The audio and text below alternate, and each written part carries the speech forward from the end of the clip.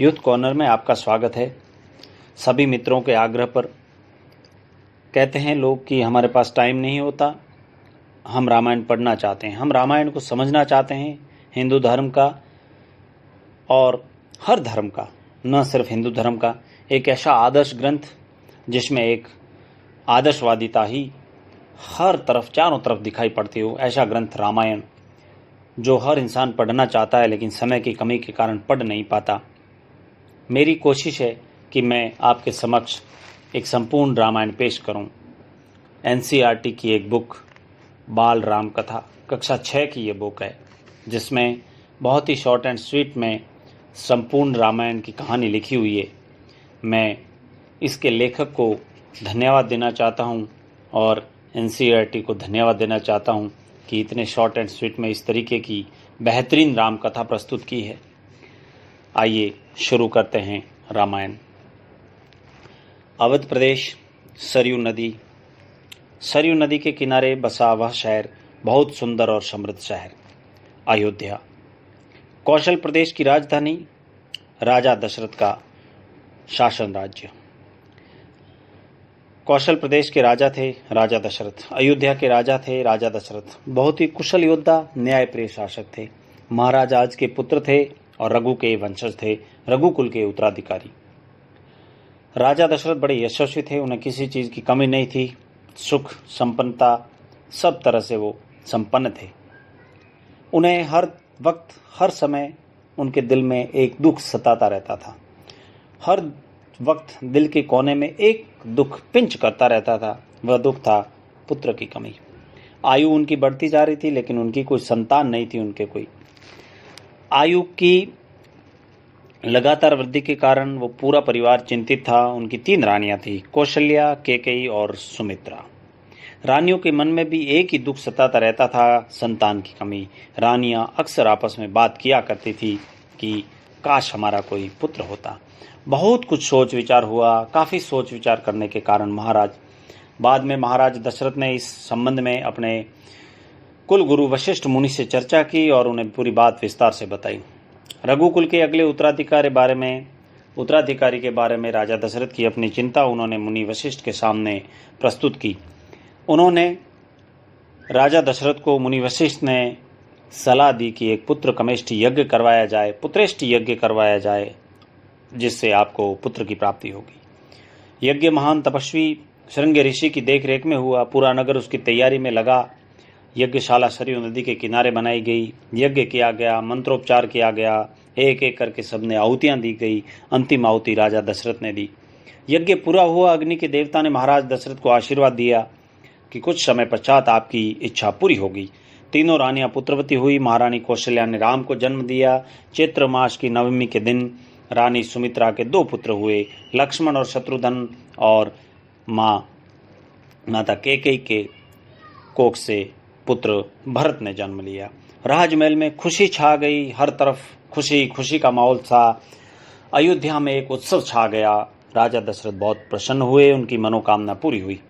चारों राजकुमार धीरे धीरे बड़े होने लगे। बहुत सुंदर थे।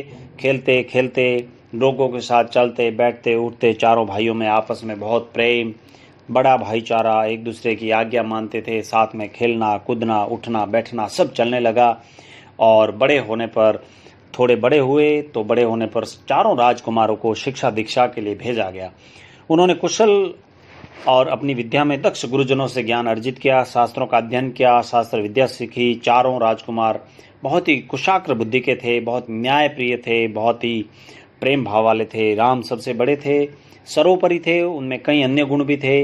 राम की विवेकता, राम की शालीनता, राम की न्यायप्रियता के कारण राम बहुत ही प्रसिद्ध थे। इन सारे मानवीय गुणों के कारण राम का हर जगह आदर होता था। चारों भाई भी उनको अपना आदर्श मानते थे। राजकुमार कुछ और बड़े हुए, विवाह योग्य हुए। नगर में इसकी चर्चाएं होने लगी कि राजकुमारों का विवाह किया जाए। महाराज दशरथ भी ऐसा ही चाहते थे। अपनी संतानों के लिए सुयोग्य वधुएं ढूंढी जाए और इनका परिणय सूत्र बंधने का कार्यक्रम बनाया जाए। अयोध्या का राजमहल एक दिन ऐसी ही चर्चा चल रही थी, गहन मंत्रणा। तभी एक द्वारपाल घबराया हुआ अंदर आता है। उसने सूचना दी कि महर्षि विश्वामित्र पधारे हैं। महाराज दशरथ, आप बाहर आइए, आसन पर बैठिए। महाराज दशरथ तुरंत अपना आसन छोड़कर बाहर आए और द्वार की ओर बढ़े तो उन्होंने देखा कि महर्षि विश्वामित्र आ रहे हैं। महर्षि विश्वामित्र को ऊंचा आसन दिया गया, बिठाया गया, उनका स्वागत किया गया प्रेम और आदर भाव के साथ में। विश्वामित्र कभी स्वयं राजा हुआ करते थे, बहुत बलशाली थे, इसलिए उन्हें राजपाट जैसा आदर भाव दिया गया। महर्षि का स्वभाव अच्छा था। स्वागत सत्कार के बाद में राजा दशरथ ने कहा, महर्षि आप आज्ञा करें, आपका आगमन कैसे हुआ, मैं आपके लिए क्या कर सकता हूँ। राजन, महर्षि विश्वामित्र ने कहा, देखिए जो मैं मांगूं वो मुझे आपको देना पड़ेगा, ये वचन आपको देना पड़ेगा। दशरथ ने कहा, जी हाँ मांगिए, जरूर दिया जाएगा, आप आज्ञा दीजिए।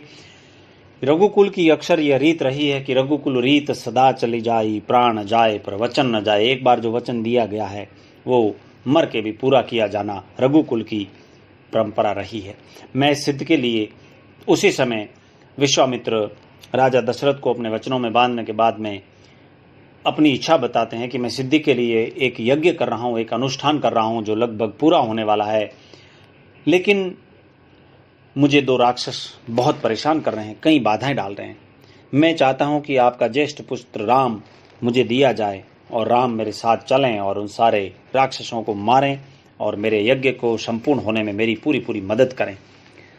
राजा दशरथ के पैरों तले जमीन खिसक गई। राजा दशरथ ने कहा, हे प्रभु, मैं राम को कैसे दे सकता हूँ, यह तो अभी बहुत छोटा उम्र में है, मैं क्या कर सकता हूँ।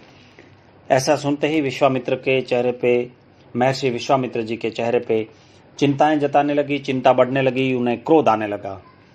दरबार को शक हो गया, राजा दशरथ को शक हो गया कि कहीं महर्षि विश्वामित्र को क्रोध हुआ और उन्होंने कोई श्राप दे दिया तो मैं बर्बाद हो जाऊंगा।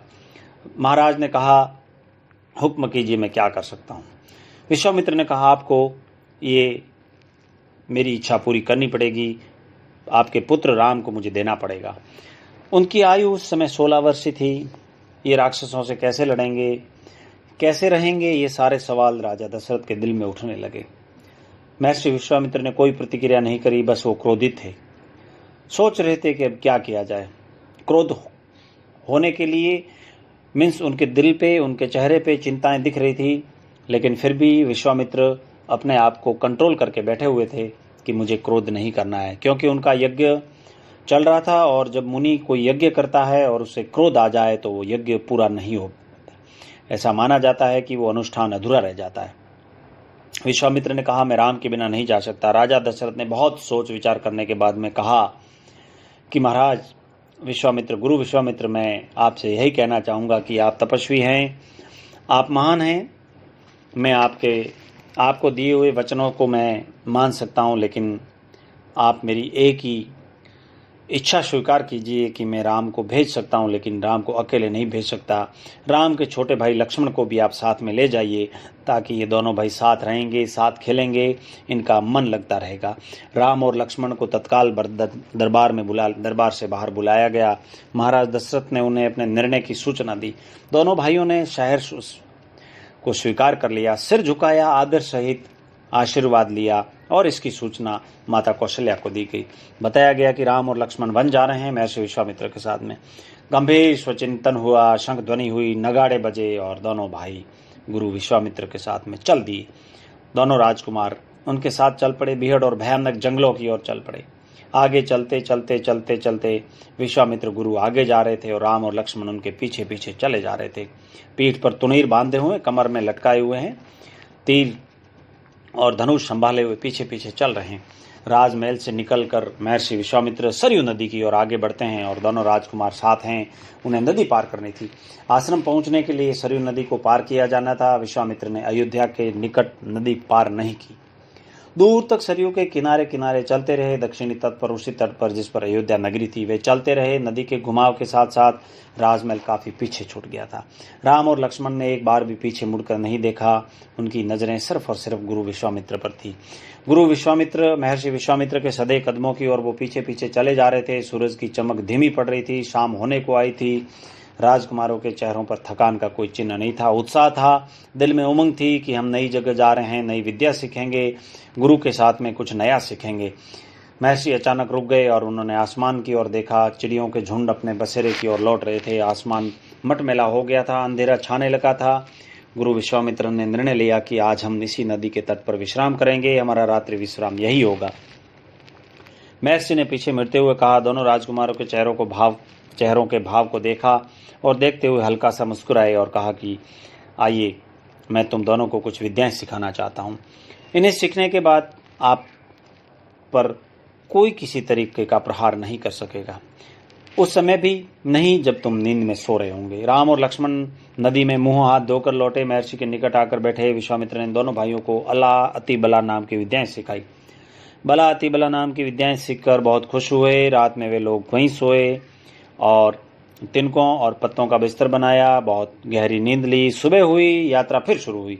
मार्ग वही था। सरयू नदी के किनारे किनारे चलते चलते वे एक ऐसी जगह पहुंच जाते हैं जहां दो नदियां आपस में मिलती है। जहां दो नदियां आपस में मिलती हैं उसे संगम कहा जाता है और यह संगम था सरयू और गंगा का।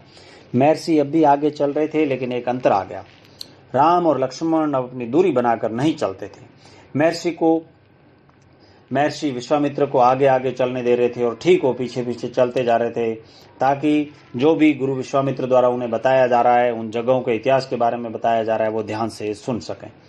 आगे की यात्रा बड़ी कठिन थी। जंगलों से होकर उससे पहले उन्हें नदी पार करनी थी। रात में ऐसा करना महर्षि विश्वामित्र को उचित नहीं लग रहा था। तीनों फिर वहीं रुक गए, संगम पर बने आश्रम में गए। अगली सुबह नाव से गंगा पार करी। नदी पार जंगल था, घना दुर्गम। सूरज की किरणें धरती तक नहीं पहुंचती थी। बहुत घना जंगल था, डरावना जंगल था। कर्कश ध्वनियां निकल रही थी। जंगलों में जानवरों की दहाड़ें सुनाई दे रही थी। ये जानवर और वनस्पतियां ही जंगल की शोभा थी। इससे किसी को कोई डर नहीं था। और यहीं पर एक असली खतरा था। जिस राक्षसी से, उस राक्षसी का नाम था ताड़का। आप सभी ने सुन रखा होगा। ताड़का के डर से कोई उस वन में नहीं आता था और उस वन को भी ताड़का वन के नाम से जाना जाता था। राम ने महर्षि की आज्ञा मान ली, धनुष पर प्रत्यंचा चढ़ाई और उसे एक बार खींच कर तोड़ा। इतना ताड़का को क्रोधित करने के लिए बहुत था। टंकार सुनते ही क्रोध से बिलखिला गई ताड़का और वह गरजती हुई राम की ओर दौड़ पड़ती है। दोनों बालकों को देखकर उसका क्रोध और भभक उठता है। जंगल में जैसे तूफान छा गया हो, वैसे विशालकाय पेड़ कांपने लगे, उठने लगे, धधकने लगे, पत्ते टूट टूट कर गिरने लगे। ऐसा माहौल बन गया वहां पे। लेकिन राम ने उस पर एक जबरदस्त बाण चलाया और ताड़का बाण से नीचे गिर गई। राम का एक बाण उसके हृदय में जाके लगा और वह फिर गिर पड़ी, फिर कभी उठ नहीं पाई, उसको मार दिया। गुरु महर्षि विश्वामित्र बड़े प्रसन्न हुए। उन्होंने राम को गले लगाया। दोनों राजकुमारों को 100 तरह के नए अस्त्र वस्त्र दिए, अस्त्र शस्त्र दिए, उनका प्रयोग करने की विधि सिखाई और उसका महत्व भी उन्हें समझाया। महर्षि का आश्रम वहां से अधिक दूर नहीं था, लेकिन अब फिर रात होने वाली थी। उसी रात को उन्होंने वहीं पर विश्राम किया। सुबह जंगल बदला हुआ था। अब वह ताड़का वन नहीं था, क्योंकि ताड़का मर चुकी थी। सिद्धाश्रम का अंतिम पड़ाव था। महर्षि का आश्रम था। रास्ता छोटा था, मनोहरी था। प्राकृतिक सौंदर्य वहां का बहुत ही खूबसूरत था। राम, लक्ष्मण और गुरु विश्वामित्र के साथ में महर्षि विश्वामित्र अपने आश्रम में पहुंचे और आश्रम में लौटने की बड़ी खुशी हुई। आश्रम वासियों ने गुरु महर्षि विश्वामित्र और राम और लक्ष्मण का बड़ा दिल से स्वागत किया, आव भगत की, आगमन किया। विश्वामित्र यज्ञ की तैयारियों में लग गए। अनुष्ठान प्रारंभ हुआ। आश्रम की रक्षा की जिम्मेदारी राम और लक्ष्मण को सौंप दी गई और राम और लक्ष्मण को आश्रम की पूरी सुरक्षा की जिम्मेदारी सौंपकर महर्षि विश्वामित्र बड़े प्रसन्न थे, खुश थे। अब उनके दिल में किसी प्रकार की कोई चिंता नहीं थी, क्योंकि उन्हें भगवान राम पर पूर्ण भरोसा था कि ये यहाँ रहने वाले समस्त राक्षसों को नष्ट करने की और मारने की क्षमता रखते हैं, क्योंकि वो एक भगवान है।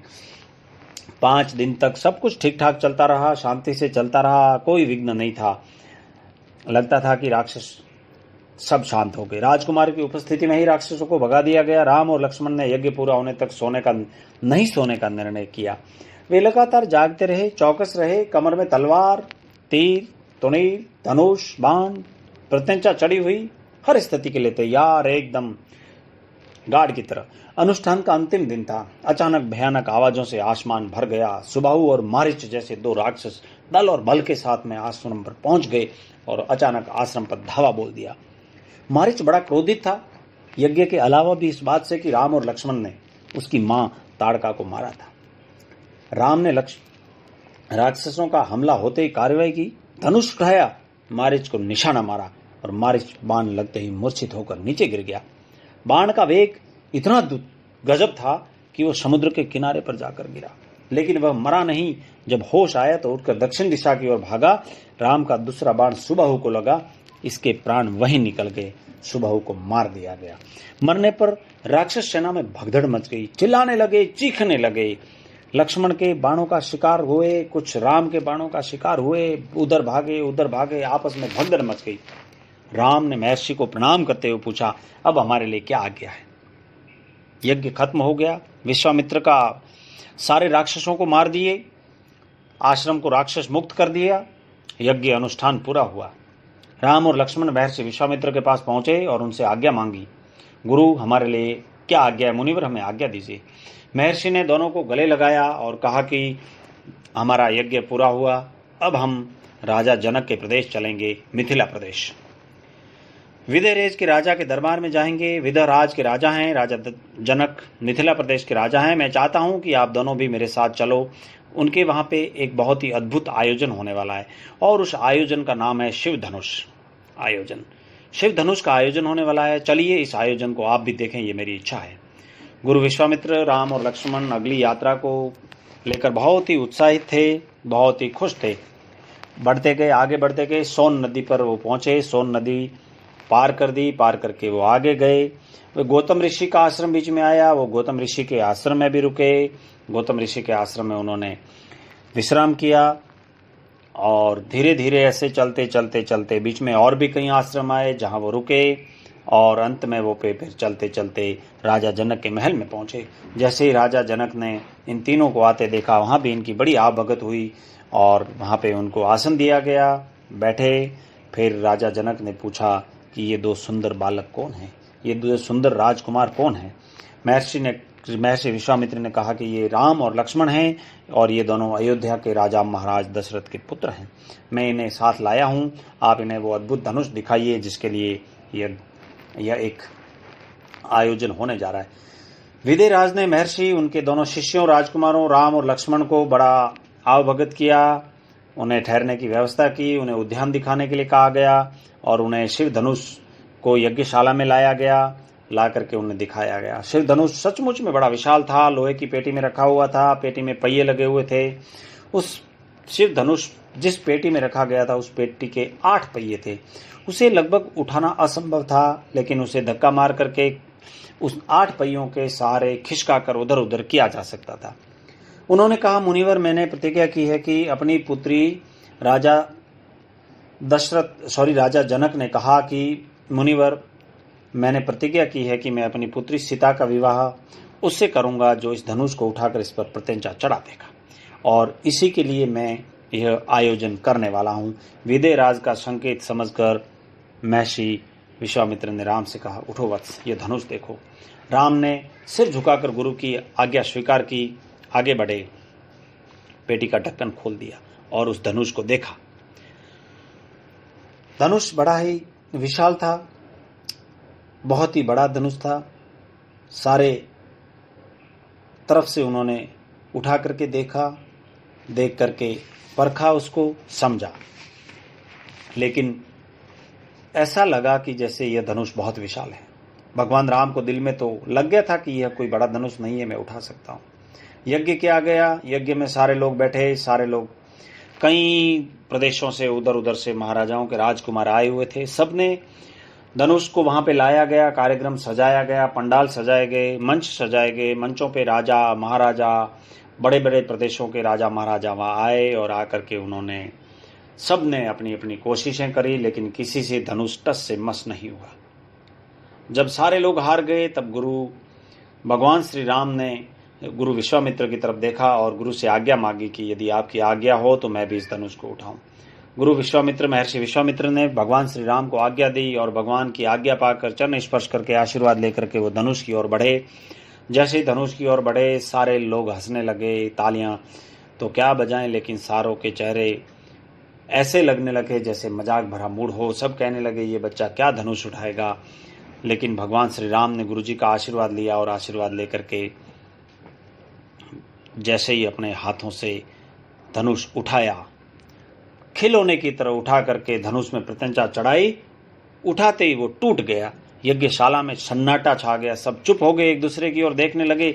सभागार में चुप्पी हो गई, लेकिन भगवान श्री राम और गुरु महर्षि विश्वामित्र की खुशी का ठिकाना नहीं रहा।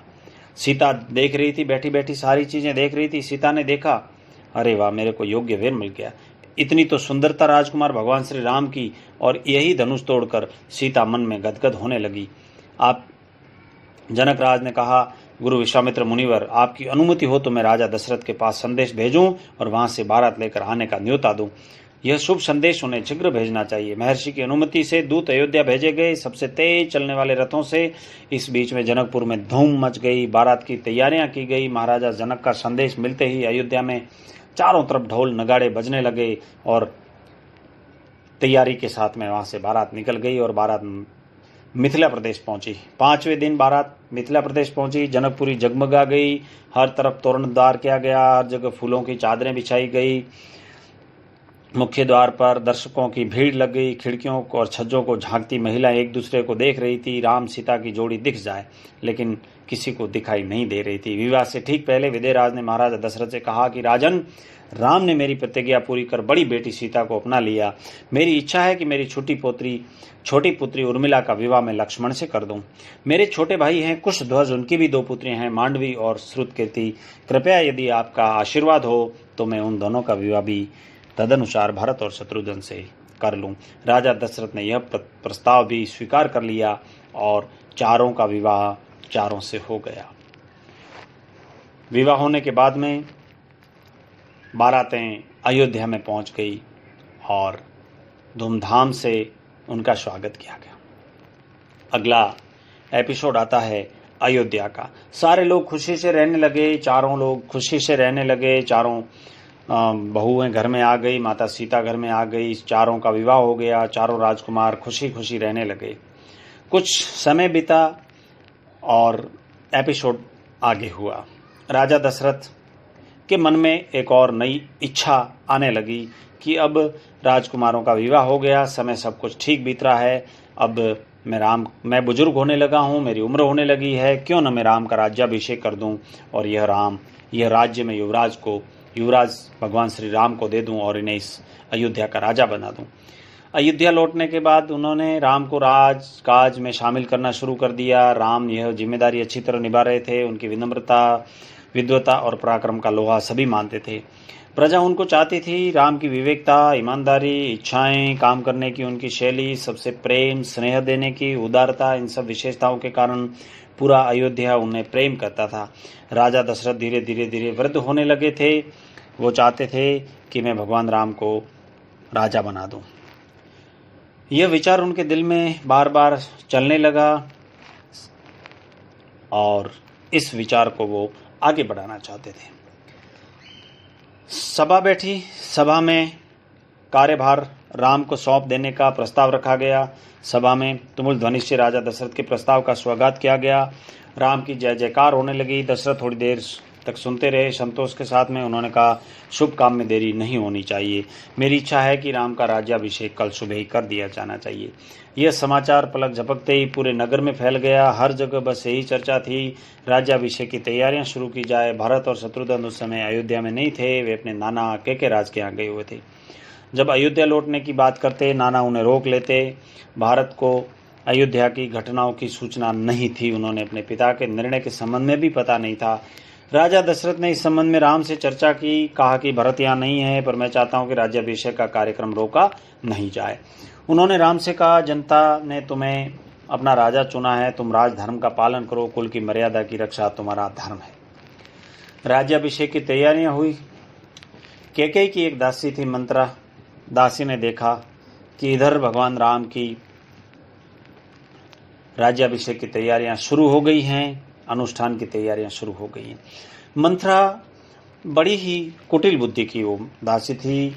वो कैकेयी के पास गई और कैकेयी को अपनी कुबुद्धि से भर दिया। बड़ा चतुराई से उन्हें समझा दिया कि देखिए, आपका बेटा भरत तो ननियाल में गया हुआ है और राम को भगवान राजा दशरथ राजा बनाने जा रहे हैं। क्यों न मैं चाहूँ, आपको तो पता ही नहीं है, आपके साथ में छल किया जा रहा है, आप तो कल दासी बन जाओगी। राजा राम भगवान श्री राम राजा बन जाएंगे, दशरथ को कुछ नहीं मिलेगा। इस तरीके की कई सारी बातों से मंथरा ने कैकेयी को उनकी बुद्धि भ्रष्ट कर दी। कैकेयी का स्वर उग्र हो गया, वो मंथरा को डांटने लगी। राम के प्रति मेरा अगाध प्रेम है। कैकेयी ने एक बार को कहा कि नहीं, ऐसा हो नहीं सकता, ऐसा बिल्कुल नहीं हो सकता। लेकिन फिर मंथरा की बुद्धि, उसकी दिमाग की शैली, उसके बात करने के नज़रिए से उसने बार बार इन बातों को करके कई सारे प्रमाण दे दिए। और उस समय का संजोग भी ऐसा था कि उनके पुत्र भरत ननियाल में गए हुए थे। कैकेयी ने उन्हें सलाह दी कि आपने भगवान राम से बहुत पहले 2 वचन मांगे हुए थे, अब आपके पास में उचित समय है कि आप उन दोनों वचनों को भगवान राम से मांगे, राजा दशरथ से मांगे। जैसे ही राजा दशरथ राम को भवन में गए, कैकेयी ने अपना रूप उग्र कर लिया, बाल फैला दिए और पड़ी हुई थी। राजा दशरथ कैकेयी को इस कंडीशन में देख करके बड़े दुखी हुए और उनसे पूछा, हे रानी, बताइए क्या हो गया, आपकी ये स्थिति क्यों बनी? मैं इस स्थिति को देख नहीं सकता, बताइए। लेकिन फिर भी वो नखरे करने लगी, फिर भी वो अपना रूप दिखाने लगी, वो भाव खाने लगी। कुछ नहीं बताऊंगी, मेरे साथ बहुत बुरा हुआ, ये हुआ वो हुआ, बहुत सारी बातें करने लगी। जी हाँ, राजा दशरथ ने अपने दुखी मन से कहा कि आप जो कहें वो मैं करने को तैयार हूँ, कृपया आप मुझे बताइए ऐसा क्यों है। कैकेयी बड़ी चालाकी से मंथरा की सलाह के अनुसार राजा दशरथ से पहले, बहुत समय पहले दिए हुए 2 वर मांगती है कि आपने मुझे 2 वर दिए थे, वो आज पूरे करने पड़ेंगे। बोले हाँ, मैं करूँगा। बोलिए क्या मांगना चाहती हो? उन्होंने तुरंत मांगा कि भगवान श्री राम को 14 साल का वनवास दिया जाए और मेरे पुत्र भरत को यहाँ का राजा बनाया जाए। राजा दशरथ के पैरों तले से जमीन खिसक गई, वो बेहोश हो गए, मूर्छित होकर गिर पड़े। एपिसोड बदल गया। कोप भवन में घटना की जानकारी बाहर किसी को नहीं थी, लेकिन कैकेयी अपनी जिद पर अड़ी हुई थी। जैसे तैसे राम का राज्याभिषेक होना था, राज्याभिषेक की सारी तैयारियां हो चुकी थी। राजा दशरथ की आंखों में नींद चढ़ी हुई थी, पूरी रात वो सोए नहीं थे। इसी बीच में महामंत्री सुमंत कुछ ऐसे लग रहे थे, महर्षि के पास आए और दोनों ने महाराज के बारे में चर्चा की। पिछली शाम को महाराजों को जो भी हुआ वो देखा नहीं गया। कुछ लोगों के लिए इसका कारण आयोजन की व्यस्तता लगाई तो किसी ने कुछ लगाया, लेकिन निवास के बाद में बहुत भीड़ थी। राजा दशरथ को राज्याभिषेक करने के लिए लोग अपनी अपनी भावनाओं के साथ में वहाँ पहुँचे हुए थे। सारे लोग इस इंतजार में थे कि भगवान श्री राम का राज्याभिषेक होगा और हमारे लिए एक राम राज्य स्थापित होगा। कुछ ही समय बाद में दोनों भाई राम और लक्ष्मण आए। राम और लक्ष्मण से भी बातें हुई, सारी चीज़ें हुई, लेकिन फिर भी राजा दशरथ अपने उस दुख को छुपा रहे थे। बहुत कोशिश करी, बहुत समझाया गया, लेकिन कैकेयी बिल्कुल भी टस से मस नहीं हुई, नहीं मानी। जैसे तैसे करके भगवान श्री राम को अंदर बुलाया गया। अंदर बुलाने के बाद में उन्हें यह सारी घटना की जानकारी दी गई कि ऐसा ऐसा हुआ है, 2 वरदान मांगे गए थे और कैकेयी इस पर अड़ी हुई है।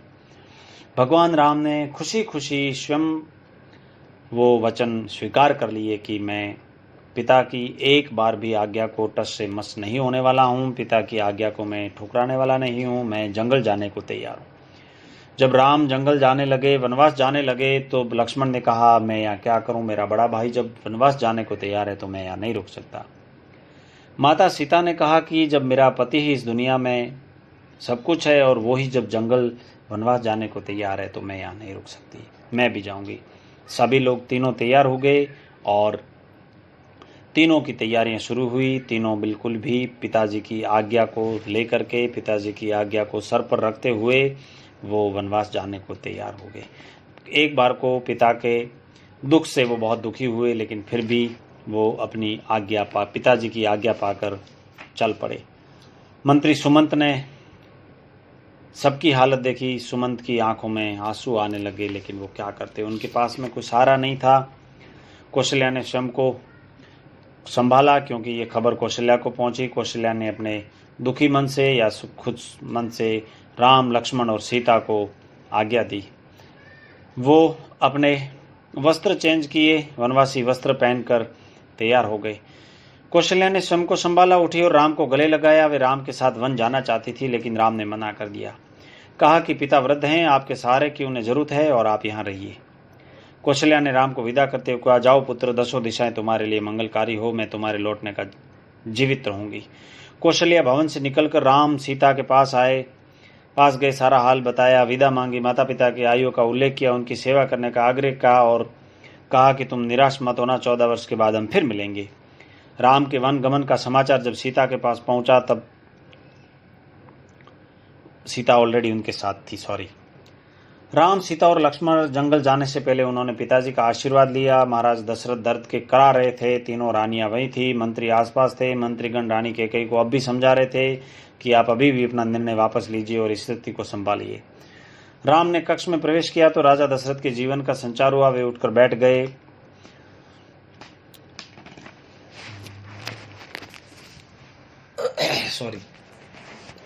वहां की स्थिति को देख करके कोई यह वर्णन नहीं कर सकता था कि यहाँ की स्थिति क्या हो सकती है। शाम हो गई। बातें करते करते तीनों रवाना हुए मंत्री सुमंत को उन्हें छोड़ने के लिए। वनवास कब तक जंगल तक भेजा गया। मंत्री सुमंत रथ लेकर के उन्हें एक जंगल तक छोड़ने गया। बहुत दूर चले गए। पूरी अयोध्या उनके पीछे पीछे लगी हुई थी। वो नहीं चाहते थे कि भगवान श्री राम जंगल को जाएं। पूरी अयोध्या के लोग उनके पीछे पीछे पीछे चलने लगे, लेकिन फिर भी भगवान श्री राम ने कहा कि मेरे पिता की आज्ञा है, मुझे वन जाने दीजिए। मैं आप सभी से हाथ जोड़कर विनती करता हूँ कि बहुत जल्दी हम सब मिलेंगे। मैं बहुत जल्दी 14 वर्ष के बाद घर लौटूंगा। गोमती नदी के पास सीता, राम, लक्ष्मण और सीता ने वहां पर पहुंचे। मंत्री सुमंत को रिक्वेस्ट किया कि आप अपना रथ अब लेकर के आप वापस जाइए, हम अब अपने रास्ते को चल पड़ेंगे। ऐसे करते करते वो जंगल को चल दिए। भरत अपने ननियाल में, केके राज्य में थे, अपने ननियाल में थे। अयोध्या की घटनाओं से उन्हें कुछ भी पता नहीं था, लेकिन वे चिंतित थे। उन्हें सपना दिखाई दे रहा था कि बहुत कुछ गलत होने वाला है। उन्हें कहीं न कहीं इस बात का डर सता रहा था कि कुछ गलत होने वाला है। जिस समय भरत अपने मित्रों को सपना सुना रहे थे, ठीक उसी समय अयोध्या से घुड़सवार दूत वहां पहुंचे। घुड़सवारों ने छोटा सा रास्ता चुना था, क्योंकि वो भरत को वहां लेने पहुंचे थे कि चलिए आपको अयोध्या जाना है। केके राज ने भरत को विदा किया। 100 रथों और सेना के साथ में भरत अयोध्या नगरी में पहुंचे। अयोध्या नगरी में जाकर के देखा तो वहां का हाल कुछ और था। हे भगवान, ये क्या हो गया। भरत ये मानकर चल रहे थे कि पिता राज्याभिषेक की तैयारियों में व्यस्त होंगे, सब कुछ उल्टा हो गया।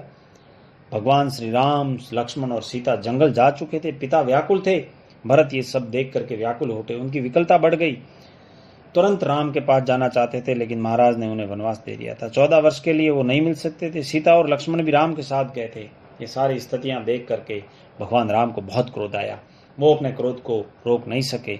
उन्होंने चीख पड़े वो, और चीखते चीखते कहा, हे माते, तूने ये क्या अपराध कर दिया, तूने ये क्या अनर्थ कर दिया।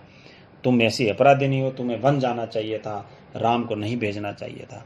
ये क्या कर दिया। इस बीच मंत्रीगण और सभा भी वहां पहुंच गए। भरत बोलते रहे, तुमने पाप किया है मापे, तुमने पाप किया है माते, इतना साहस तुम्हें कहां से आ गया, तुम्हें ये निर्णय नहीं लेना चाहिए था। कई सारी बातों से भरत उन्हें समझाते रहे, लेकिन क्या होने वाला था। भरत बहुत उत्तेजित हो गए, स्वयं पर नियंत्रण नहीं रख सके। बोलते बोलते उनकी सांस उखड़ने लगी, चकराकर धरती पे गिर पे। अपनी सुध बुद्ध खो बैठे। जैसे ही उन्हें सुध बुद्ध लौटी, भरत रानी कौशल्या के महल की ओर चल पड़े। उन्हें लिपट कर बच्चों की तरह बिलख कर रोने लगे, हे माते, ये क्या हो गया। लेकिन कौशल्या आहत थी। उन्होंने कहा, पुत्र, तुम्हारी मनोकामना पूरी हुई, तुम जो चाहते हो गया। राम अब जंगल में है, अयोध्या का राज तुम्हारा है, बस तुम्हें एक दुख है। केकई ने राज लेने का जो तरीका अपनाया वह अनुचित था, निर्मम था। तुम राज करो पुत्र, पर मुझ पर दया करो, मुझे मेरे राम के पास भिजवा दो। भरत ने रानी कौशल्या से क्षमा मांगी, सफाई दी। रानी केकई के व्यवहार पर ग्लानि व्यक्त की। कहा, राम मेरे प्रिय अग्रज हैं, मैं उनका हद नहीं कर सकता। उन्होंने कहा कि मैं भगवान श्री राम के बिना शासन नहीं कर सकता। घटना कुछ यूं बनती है कि भरत पीछे पीछे पीछे वनवास जाते हैं, भगवान राम से मिलते हैं, और मिलने के बाद में उन्हें आग्रह करते हैं कि हे भगवान, आप छोड़कर चले आए, मैं आपके बिना वो राज नहीं कर सकता। वो राज्य मेरे लिए आपके बिना सुना है। भगवान श्री राम ने भरत को खूब समझाया, हे भरत, ऐसा नहीं होता है। पिता की आज्ञा है, आप जाइए, वनवास मुझे रहने दीजिए, हम वनवास 14 साल का वनवास काटकर पुनः लौटेंगे। आप तब तक राज्य कीजिए, अयोध्या नगरवासियों की सेवा कीजिए, राजकाज चलाइए, माता पिता की सेवा कीजिए। लेकिन भरत भी कहाँ मानने वाले थे। भरत ने कहा कि नहीं, हे बड़े भाई, मुझे आपकी खड़ाऊ दे दीजिए, मैं खड़ाऊ को सिंहासन पर रखकर शासन करूंगा, सेवा करूंगा। आपको शासक मानकर, आपको वहां का युवराज मानकर मैं। भगवान श्री राम के लाख समझाने के बाद भी नहीं मानने पर भरत भगवान श्री राम की खड़ाऊ लेकर वापस अयोध्या पहुंचते हैं और अयोध्या आने के बाद में वो अपनी खड़ाऊ, भगवान श्री राम की खड़ाऊ वहां रखकर शासन करते हैं। भरत अयोध्या लौट आए, नगरवासी भी वापस लौट आए, सेना धूल उड़ाती हुई वापस जा चुकी थी, वहां पे कोलाहल थम गया। राम पर्णकुटी के बाहर एक शिलाखंड पर बैठे हुए थे। कुछ हिरण वहां चल रहे थे, पक्षियों की चहचहाट सुनाई दे रही थी। भगवान श्री राम एकदम विचार मग्न अकेले बैठे हुए कुछ सोच रहे थे। चित्रकूट अयोध्या से केवल 4 दिन की दूरी पर था। लोगों का आना जाना लगा रहता था, वे प्रश्न पूछते थे, राय मांगते थे, राजकुमार में हस्तक्षेप की तरह होता था। चित्रकूट सुंदर सुरम्य था। इसका एक कारण और था, वहां रहकर तपस्या करने वाले ऋषि मुनियों का निर्णय राम लक्ष्मण ने उस वन से राक्षसों का सफाया कर दिया था। अब तपस्या में कोई वहां बाधा नहीं थी, आराम से तपस्या कर सकते थे, ऐसा वहां पे माहौल था। राम, लक्ष्मण और सीता तीनों दंडकारण्य में 10 वर्ष रहे। वहां रहे वो स्थान उन्हें बहुत ही पसंद आया। क्षरभंग मुनि के आश्रम, वहां से निकलकर वो आगे बढ़ते हैं और आगे बढ़ते बढ़ते क्षरभंग मुनि का आश्रम आता है। क्षरभंग मुनि के आश्रम में वो जंगल में रहते हैं। आश्रम में बहुत कम तपस्वी बचे थे, सभी निराश थे। उन्हें राम को हड्डियों का ढेर दिखाकर कहा, हे राजकुमार, ये देखिए ऋषियों के कंकाल हैं जिन्होंने राक्षसों ने मार मार कर सबको खत्म कर दिया। सुतीक्ष्ण मुनि ने भी राम को राक्षसों के अत्याचार की कहानियां सुनाई। मुनि ने ही राम को अगस्त ऋषि से भेंट करने की सलाह दी। विंध्याचल पार किया, आगे बढ़े और विंध्याचल पार करने वाले वे पहले ऋषि थे। मुनि ने राम को गोदावरी नदी के तट पर जाने को कहा। उस स्थान का नाम था पंचवटी। वनवास का शेष समय दोनों राजकुमारों ने सीता के साथ में वहीं बिताने का निर्णय लिया और वो पंचवटी में पहुंचे। पंचवटी के मार्ग में राम को एक विशालकाय गिद्ध मिला जिसका नाम था जटायु। सीता उसका स्वरूप देखकर डर गई। लक्ष्मण ने उन्हें मायावी राक्षस समझा। वे धनुष उठा ही रहे थे कि जटायु ने कहा, हे राजन, मुझसे डरो मत, मैं तुम्हारे पिता का दोस्त हूँ, मैं पिता का मित्र हूँ, वन में तुम्हारी सहायता करूंगा। आप दोनों बाहर जाएंगे तो सीता की रक्षा करूंगा। राम ने जटायु को धन्यवाद दिया और अपना मित्र बनाया। पंचवटी में लक्ष्मण ने एक बहुत सुंदर कुटिया बनाई, मिट्टी की दीवारें खड़ी की, बांस के खंभे लगाए। इस बीच राम राक्षसों का निरंतर संहार कर रहे थे। वहां कई प्रकार के राक्षस थे जिनको मार रहे थे। एक एक करके सारे राक्षसों को मिटा दिया गया। एक दिन राम, लक्ष्मण और सीता उस कुटी के बाहर बैठे हुए थे और वहां का सुंदर दृश्य था। वहां राजा रावण की एक बहन शूर्पणखा आई और शूर्पणखा को देखकर राम बड़े मोहित हो गए। उसने स्वयं को पानी में देखा, विकृत चेहरा देखा, मुंह पर झुर्रियां थी। वह बुढ़ी थी पर राम के मोह में आसक्त थी, उन्हें पाना चाहती थी। उसने माया से सुंदर स्त्री का रूप बना लिया। शूर्पणखा राम के पास आई, उससे बोली, हे रूपराज, मैं तुम्हें नहीं जानती पर तुमसे विवाह करना चाहती हूँ। वो भगवान श्री राम को विवाह का आग्रह करती है। भगवान राम कहते हैं कि ये तुम्हारी इच्छा कभी पूरी नहीं हो सकती, मुझे मेरी पत्नी स्वीकार है। राम ने मुस्कुराकर लक्ष्मण की ओर देखा, अपना परिचय दिया, सीता की ओर संकेत करते हुए कहा, ये मेरी पत्नी है, मेरा विवाह हो चुका है। राम शूर्पणखा को पहचान गए थे, फिर भी उन्होंने उसका परिचय पूछा। शूर्पणखा ने झूठ नहीं बोला, सच सच बताया कि वह रावण की और कुंभकर्ण की बहन है और अविवाहित है। राम के मना करने के बाद वह लक्ष्मण के पास गई। लक्ष्मण ने कहा, मेरे पास आने से तुम्हें कुछ नहीं मिलेगा देवी, मैं तो भगवान श्री राम का दास हूँ, मुझसे विवाह करके तुम दासी बन जाओगी। लक्ष्मण ने शूर्पणखा को पुनः राम के पास भेज दिया। दोनों भाइयों के लिए खेल हो गया। शूर्पणखा दोनों के बीच में उधर से उधर भागती रही। क्रोध में आकर उसने सीता माता पर झपट्टा मारा। सोचा कि राम इसी के कारण विवाह नहीं कर रहे। लक्ष्मण तत्काल खड़े हुए, अपनी तलवार निकाली और शूर्पणखा को लथपथ कर दिया और शूर्पणखा के नाक और कान काट दिए। शूर्पणखा की दशा देखकर खर और दुष्मन बहुत ही क्रोध में आ गए। उन्होंने तत्काल 14 राक्षस भेजे। शूर्पणखा उनके साथ आई। राम जानते थे कि राक्षस बदला लेने के लिए जरूर आएंगे, वे तैयार थे। सीता को उन्होंने सुरक्षित स्थान पर भेज दिया। राक्षस राम के सामने टिक नहीं सकते थे, ये सबको पता था, लेकिन फिर भी उन्होंने अपनी कोशिश की। शूर्पणखा ने एक पेड़ के पीछे से दृश्य देखा। राम के पराक्रम से वह चकित हो गई। उसका मोह और बढ़ गया, साथ ही साथ उसका गुस्सा भी बहुत बढ़ गया। खर और दूषण नाम के दोनों राक्षसों के पास वह पहुंची और दोनों राक्षसों को पूरी कहानी सुनाई और अपनी पूरी सेना के साथ चलने के लिए कहा। आकाश में गिद्ध मंडराने लगे और ये एक अमंगल संदेश था, पर वह रुका नहीं, आगे बढ़ता गया। घमासान युद्ध हुआ, अंत में विजय भगवान श्री राम की हुई। खर और दूषण को मार के वहां से भगा दिया गया।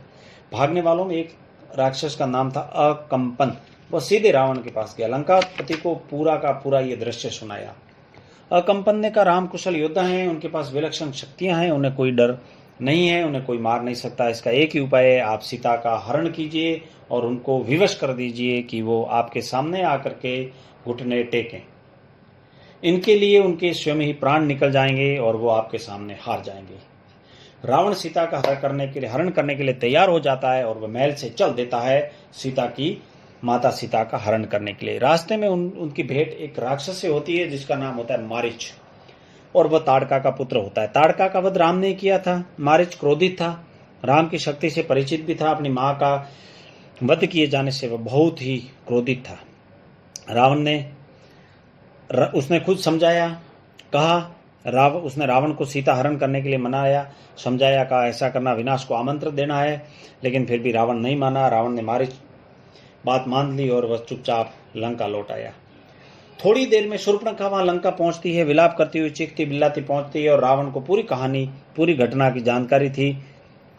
की जानकारी उसको सुना देती है। वह रावण को धिक्कार करती है कि तुम्हारे जैसे बलशाली भाई, जिसके लिए पूरा संसार कुछ नहीं हो, मेरे नाक और कान काट दिए। यदि आप उससे बदला नहीं लेते हैं तो आप मेरे भाई कहने के लायक नहीं हैं, आप मुंह दिखाने लायक नहीं है।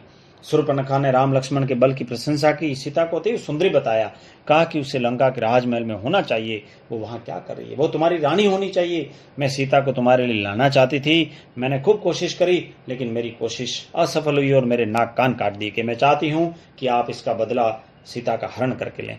रावण फिर मारीच के पास गया। खरदूषण की मृत्यु से वह कुछ घबराया हुआ था। रावण ने मारीच से मदद मांगी। मारीच चाहता था कि रावण सीता हरण का विचार छोड़ दे। इस बार रावण ने उसकी भी नहीं सुनी, उसे डांटा फटकारा। मारीच जानता था कि दोबारा राम के पास पड़ने पर वह मारा जाएगा, राम उसे नहीं छोड़ेंगे।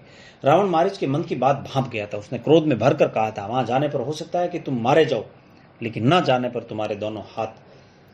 न जाने पर मेरे हाथों तुम्हारी मृत्यु निश्चित है। विवश होकर मारीच को रावण का आदेश मानना पड़ा। मारीच को रावण ने विवश कर दिया। रथ पर बैठकर चल पड़े। पंचवटी में पहुंचे। कुटी के पास निकट पर उतरकर मायावी मारीच ने सोने के हिरण का रूप बना लिया। सोने का हिरण बन करके पंचवटी के आसपास घूमने लगा। माता सीता उस पर मुग्ध हो गई और वो आगे आगे आगे कई सारी हटगेलियां करने लगा। माता सीता ने राम को आग्रह किया कि मुझे ये हिरण पसंद आ गया, इस हिरण को आप पकड़ के मेरे सामने लाएं।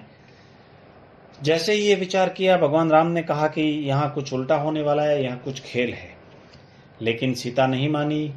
भगवान राम ने लक्ष्मण को कहा कि आप माता सीता के पास रहिए, आप माता सीता की रक्षा कीजिए, मैं हिरण पकड़ने जाता हूँ।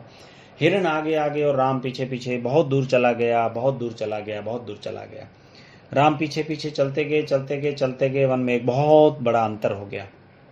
भगवान राम ने आगे जाने के बाद में, बहुत दूर जाने के बाद में, उसने एक अलग तरीके की आवाज निकालनी शुरू की थी। राम ने लक्ष्मण को उस वक्त कहा था कि जब तक मैं वापस नहीं आता हूं, तुम इस कुटी को मत छोड़ना, सीता की रक्षा करना। राम को कुटी से निकलते समय देखकर मायावी हिरण कुचालें भरने लगता है और राम के आगे आगे चलता जाता है। बहुत दूर जाने के बाद में हिरण अपना असली रूप दिखाता है और बचाओ बचाओ बचाओ भगवान राम की आवाज निकालने लगता है। ऐसी आवाज निकालने लगता है कि जैसे भगवान राम किसी दुविधा में आ गए हो। तब सीता को लगता है कि भगवान राम दुविधा में आ गए हैं और भगवान राम की रक्षा लक्ष्मण को करनी चाहिए। सीता लक्ष्मण को आदेश देती है कि जाइए और आप भगवान श्री राम की रक्षा कीजिए। भगवान श्री राम को आपके हेल्प की जरूरत है, आपकी मदद की जरूरत है। ऐसे करते करते भगवान राम वहां सुरक्षित थे, लेकिन वो उस राक्षस की आवाजें निकाल करके, वो राक्षस भगवान श्री राम की आवाजें निकाल करके यह चाहता था कि लक्ष्मण सीता को छोड़ करके मेरी रक्षा करने आए, सीता अकेली पड़ जाए और रावण वहां से हरण कर दे। सीता विवश होती। सीता ने लक्ष्मण को भगवान राम की रक्षा करने जाने के लिए विवश कर दिया। लक्ष्मण को सब पता था कि भगवान को कुछ नहीं होने वाला है, लेकिन सीता के आगे उनकी नहीं चली। सीता ने गुस्सा होकर के कहा, आप जाइए और भगवान राम की रक्षा कीजिए, उन्हें मदद की जरूरत है। लाख कोशिश के बाद सीता के नहीं मानने पर लक्ष्मण ने एक रेखा खींची पंचवटी के पास में कुटिया के चारों तरफ और कहा कि जब तक मैं वापस नहीं लौटता हूं, आप इस रेखा से बाहर मत जाइएगा। जैसे ही भगवान राम को बचाने के लिए लक्ष्मण वहां से चल पड़ते हैं, सीता वहां अकेली पड़ जाती है और सीता की वहां पे विवशता दिखाई देने लगती है। सीता अकेली पड़ने पर रावण वहां आ पहुंचता है। तपस्वियों जैसा जटाजुट वैसे ही वस्त्र पहन करके सीता ने साधु समझकर उस रावण का स्वागत कर लिया। रावण ने सीता के स्वरूप और संस्कार और साहस की प्रशंसा की। उसने सीता से परिचय मांगा। मैं सुमुखी, मैं रावण हूँ, राक्षसों का राजा हूँ, लंकाधिपति हूँ। मेरा नाम लेने पर लोग थरथरा उठते हैं, लेकिन तुम सुंदरी हो, सबसे अलग हो। तुम्हारे लिए मैं स्वयं चलकर आया हूँ। मेरे साथ चलो, सोने की लंका में रहो, मेरी रानी बनकर रहो। सीता ने मना कर दिया। नहीं जाने पर सीता ने मना कर दिया। रावण ने सीता की बात अनसुनी कर दी, खींच कर उन्हें रथ में सीता ने बिल्कुल नहीं मानी, लेकिन वो बहुत बलशाली था। उसने सीता की बात एक भी नहीं सुनी और अपना बल दिखाते हुए उसने सीता के मना करने पर खींचकर उन्हें अपने रथ में बिठा लिया। सीता प्रयास करती रही पर रावण के चंगुल से मुक्त नहीं हो सकती। वह असहाय होकर विलाप करती रही, छुड़ाने के लिए विलाप करती रही, लेकिन वो खुद को नहीं छुड़ा सकी। रावण अपने रथ में बिठा करके, पुष्पक विमान में बिठा करके वो लेके लंका की ओर चल पड़ा। मार्ग में कई पशुओं, पक्षियों, पर्वतों से कहती जा रही थी, कोई उनके राम को बता दे, रावण ने उनका हरण कर लिया है। उसी समय गिद्धराज जटायु ने सीता का विलाप सुना और उसने ऊंची उड़ान भरी और सीता को बचाने के लिए आया। उसने रावण से युद्ध किया, लेकिन रावण ने उसके पंख काट दिए और वह नीचे गिर पड़ा। सीता को लगा कि अब शायद ही मैं बच नहीं पाऊंगी। उन्होंने अपने आभूषण उतार कर फेंकने शुरू कर दिए और उसने पंपा सरोवर से जब विमान गुजर रहा था तो उसने सीता माता ने सारे अपने आभूषण उतार कर फेंक दिए। मार्ग में फेंकती गई कि कहीं ये निशानी भगवान श्री राम को मिले तो उन्हें रास्ते का पता चले कि मैं यहाँ जा रही हूँ। ये सोचकर सारे आभूषण वो फेंकती गई और वो सारे आभूषण वहां रहने वाले बंदरों ने उठा कर अपने पास रख ली। कुछ ही समय में रावण लंका पहुंच गया। वह अपने धन वैभव से सीता को प्रभावित करना चाहता था। उसे लेकर सीधा अंतपुर में गया। राक्षसियों को सीता की निगरानी करने को कहा और बाहर निकल गया। थोड़ी देर में वह फिर लौटा। सीता को घूरते हुए कहा, सुंदरी, मैं तुम्हें 1 वर्ष का समय देता हूँ, निर्णय तुम्हें करना है। मेरी रानी बनकर रहो, राज करो, अपना जीवन बिताओ। सीता बार बार रावण को धिक्कारती रही, कहती रही, राम का गुणगान करती रही। रावण को क्रोध आ गया था। तुम्हारी रक्षा केवल मैं कर सकता हूँ। रावण ने कहा कि तुम्हारी रक्षा मैं कर सकता हूँ, तुम मेरे को स्वीकार करो। सीता बोली, पापी राम तुझे अपनी दृष्टि से जलाकर राख कर देंगे। उनकी शक्ति देवता भी स्वीकार करते हैं, तुम्हारी उनके आगे नहीं चलेगी। राम की इतनी प्रशंसा सुनकर रावण बिल्कुल भी चिंतित हो गया। उसने सोचा, खरदूषण को मारने वाला अवश्य शक्तिशाली तो होगा, लेकिन तत्काल अपने 8 सबसे बलिष्ठ राक्षसों को बुलाया और कहा, तुम लोग पंचवटी जाओ, राम और लक्ष्मण वही रहते हैं, उन्हें एक एक करके समाचार मुझे मिलना चाहिए, उनकी पूरी खबर मुझे मिलनी चाहिए, दोनों पर पूरी निगरानी रखो। उधर सीता को पाने के लिए रावण ने अपनी पूरी योजना बदल दी। उन्हें अंतपुर से निकालकर अशोक वाटिका में बंदी बना दिया गया और कई दासियों को छोड़ दिया गया कि आप इसको शारीरिक मानसिक रूप से परेशान कीजिए और इन्हें विवश कीजिए कि मेरी रानी बनकर रहें। उधर राम के मन में कई प्रकार के प्रश्न उठने लगे। जैसे ही वो राम और लक्ष्मण दोनों भाई पंचवटी में पहुंचते हैं, सीता को न पा करके वो दोनों बहुत परेशान हो गए, बहुत विवश हो गए, बहुत दुखी हो गए। राम के मन में कई सारे प्रश्न उठने लगे। मारीच की माया उन्होंने देख ली थी। वह छल कपट से कुटिया से दूर ले गया था, लेकिन अब क्या होगा, सीता वहाँ नहीं है। सीता अकेली रही तो राक्षस उन्हें मार डालेंगे, खा जाएंगे। सीता कहाँ गई, क्या हुआ होगा, ये सारी चीज़ें वो देखते रहे और परेशान होकर के कई सारे सवाल उनके दिल में उठने लगे। तभी उन्होंने पगडंडी से लक्ष्मण को आते हुए देखा। राम पहुंच गए थे। वहाँ पे उन्हें बहुत ही डर सताने लगा। भगवान श्री राम ने लक्ष्मण को डांटा, आप सीता को अकेला छोड़कर क्यों आए? लक्ष्मण ने कहा, देवी सीता ने मुझे विवश कर दिया था भ्राते, मैं सीता माता के कटु वचन नहीं सुन सका और मुझे उन्हें अकेला छोड़ करके आपको बचाने के लिए, आपकी मदद करने के लिए आना पड़ा। कुटिया कुछ दूर थी। एक आवाज कहीं से भी उपस्थित हो जाने वाली। सीता वहां नहीं थी, अनुपस्थित थी। बोलती कैसे? कई आवाजें लगाई, सीता सीता, लेकिन सीता वहां थी नहीं तो सीता कैसे बोलती? राम की आवाज पेड़ों से टकराकर वापस उन्हें आने लगी। कुटिया शून्य थी, वहां कोई नहीं था। राम पुकारते रहे, कुटिया सुनी पड़ी रही। राम भागते हुए आश्रम गए। कुटिया में जाकर देखा, सीता नहीं थी, सीता नहीं थी, कोई नहीं था वहां पे। सीता कहाँ जा सकती थी? अकेली कहीं नहीं जा सकती थी। जंगल घना था, राक्षसों का साया था। भगवान राम सुध बुध खो बैठे, परेशान हुए। विरह में गोदावरी नदी के पास गए, उनसे पूछा, तुमने सीता को कहीं देखा? नदी ने कोई उत्तर नहीं दिया। वे पंचवटी के एक एक वृक्ष के पास गए, सबसे पूछा, सीता का कोई जवाब नहीं मिला। चट्टानों से, पत्थरों से, मिट्टी से, रेत से, पेड़ से, पौधों से, नदियों से, कलियों से, सबसे पूछा। राम की मानसिक स्थिति बिगड़ने लगी। एक बार उन्हें लगा कि सीता वहीं है। कुटिया के पास फिर गए, फिर भागकर पेड़ के पीछे छिप गए। नहीं, यहाँ कोई नहीं है, मेरे साथ परिहास मत करो। वो कहते हैं, मन ही मन कहते हैं, हे सीता कहाँ छुपी हो, आ जाइए, मुझे दुखी मत कीजिए। राम का दुख लक्ष्मण से देखा नहीं जा रहा था, उनका व्यवहार सहन नहीं हो पा रहा था। वो अजीब सा व्यवहार करने लगे। सीता के वियोग में वो विलाप करने लगे। राम ने कहा, मैं सीता के बिना नहीं रह सकता, तुम अयोध्या लौट जाओ लक्ष्मण, मैं वहां नहीं जाऊंगा, यहीं प्राण दे दूंगा। मैं सीता के साथ आया था, उनके बिना कैसे लौटूं? नगरवासियों को क्या जवाब दूं? नगरवासियों को कैसे मुंह दिखाऊं? लक्ष्मण कहते हैं, आप एक आदर्श पुरुष हैं, आपको धैर्य रखना चाहिए। इस तरह के कातर दुख से आप परेशान मत होइए, हम मिलकर सीता की खोज करेंगे, एक दिन सीता जरूर हमें मिलेगी। राम थोड़े शांत हुए। थोड़ी देर में वो कहते हैं, इसके हाँ प्रिय, बोलिए हमें क्या करना चाहिए? इसी बीच आश्रम के आसपास भटकने वाला हिरणों का एक झुंड राम लक्ष्मण के निकट आता है। राम को लगा कि हिरण सीता के बारे में कुछ जानते होंगे, उन्होंने कुछ बताना चाहते थे। हे मृग, तुम ही बताओ सीता कहाँ है? राम ने पूछा। हिरणों ने सिर उठाकर आसमान की ओर देखा और कहा, दक्षिण दिशा की ओर भाग गए। भगवान को एक दिशा पता चली कि जी हाँ, वो दक्षिण दिशा की तरफ गए। उन्होंने दक्षिण दिशा की तरफ जाना शुरू किया।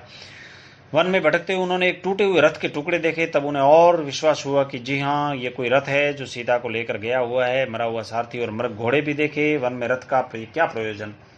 टूटने का क्या अर्थ है? राम असमंजस में पड़ गए, लेकिन उन्हें इससे एक क्लू मिला। थोड़ा विश्वास हुआ कि जी हाँ, सीता इसी दिशा में गई होगी। रथ कैसे टूटा, क्यों टूटा, कई तरह के सवाल उनके दिमाग में आने लगे। थोड़ी दूर जैसे गए, उन्होंने जटायु को देखा, लेकिन जटायु के पंख टूटे हुए थे। वो अधमरा पड़ा हुआ था, लहूलुहान था, अंतिम सांसें गिन रहा था। हे राजकुमार, सीता जैसे ही वो जटायु के पास पहुंचते हैं और जटायु से पूछते हैं कि हे जटायु, बताइए, आपने सीता के बारे में कुछ सुना? विलाप करते हुए कहता है कि सीता को रावण उठा के ले गया है। मैंने खूब बचाने की कोशिश करी, लेकिन मेरे पंख काट दिए गए, मैं नीचे गिर गया हूँ। बस आप दक्षिण दिशा की तरफ जाइए।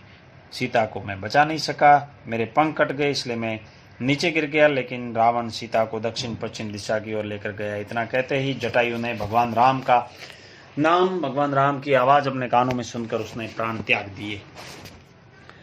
राम ने आगे बढ़ने से पहले जटायु की अंतिम क्रिया करी और वो आगे बढ़े। जैसे जैसे आगे बढ़ते गए, वनवासी राजकुमार प्रतिदिन सुबह उठते, दक्षिण दिशा की ओर चल पड़ते। चलते चलते पूरा दिन यात्राएं करते। कहीं राक्षस आते, कहीं बीच में उन्हें कई लोगों से टकराना पड़ता, कहीं राक्षसों से टकराना पड़ता। राम लक्ष्मण को देखते वहां एक कबंध नाम का डरावना सा राक्षस था, वो उन्हें मिला।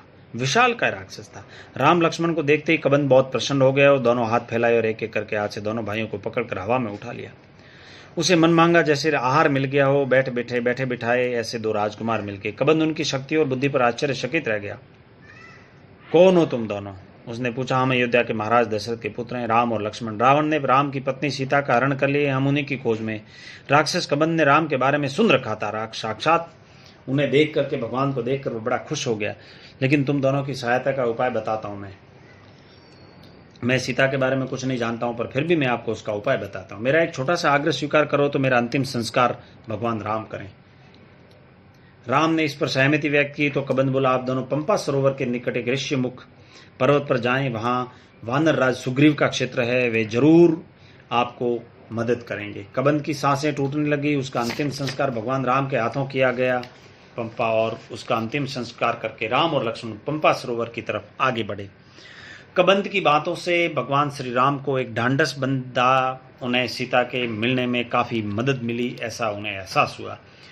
राम को सुग्रीव की क्षमता और उनकी वानर सेना की शक्ति का पता था। वे जल्दी सुग्रीव तक पहुंचना चाहते थे। ऋषिमुख पर्वत का रास्ता पंपा सरोवर होकर जाता था। पंपा सरोवर प्राकृतिक सौंदर्य के लिए जाना जाता था। बहुत ही अद्भुत क्षेत्र था वो। मतंग ऋषि का भी आश्रम वहीं आता था। उसी सरोवर के किनारे लता कुंज से घिरा हुआ सरोवर का पानी बहुत मीठा था। सबरी भी उसी कुटिया में रहती थी जिस सबरी के जूठे बेर भगवान ने खाए थे, और भगवान श्री राम वहीं पहुंचते हैं। राम को देख करके सबरी बड़ी प्रसन्न होती है, उनकी आव भगत करती है, सेवा करती है। खाने के लिए उसके पास कुछ नहीं होने पर वह बेर लाती है और एक एक बेर चख चख करके भगवान को देती है कि भगवान श्री राम को कहीं कड़वा बेर न लगे। जो कड़वा हो वो फेंक दिया करे और जो मीठा हो भगवान राम को दे दिया करे। और भगवान राम अपनी दरिया दिली दिखाते हुए सारे जूठे बेर बड़ी मस्ती से खाते हैं और बहुत ही खुश होते हैं। और भगवान श्री राम उस दिन वहाँ विश्राम करते हैं और अगले दिन ऋषिमुख पर्वत की ओर चल पड़ते हैं। राम और लक्ष्मण का अगला पड़ाव ऋषिमुख पर्वत है। ऋषिमुख पर्वत में सुग्रीव रहते थे।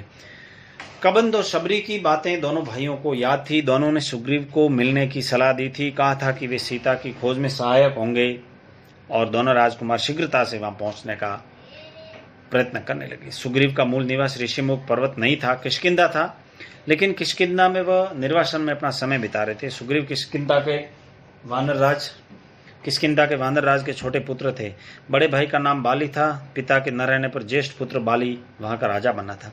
पहले दोनों भाइयों में इनमें भी बहुत प्रेम था, लेकिन किसी राजकाज को लेकर के कुछ मनमुटाव हो गया था, कुछ झगड़ा हो गया था। उसके कारण वो दोनों अलग रहने लगे थे। ऋषिमुख आकर भी सुग्रीव का डर कम नहीं हुआ था। वह चौकस रहता था कि कहीं मेरे साथ में विश्वासघात न हो जाए। सुग्रीव स्वयं भी पहरा देता था, इस डर से कि कहीं बाली अपने गुप्तचरों के जरिए मुझे मेरी हत्या न करवा दे।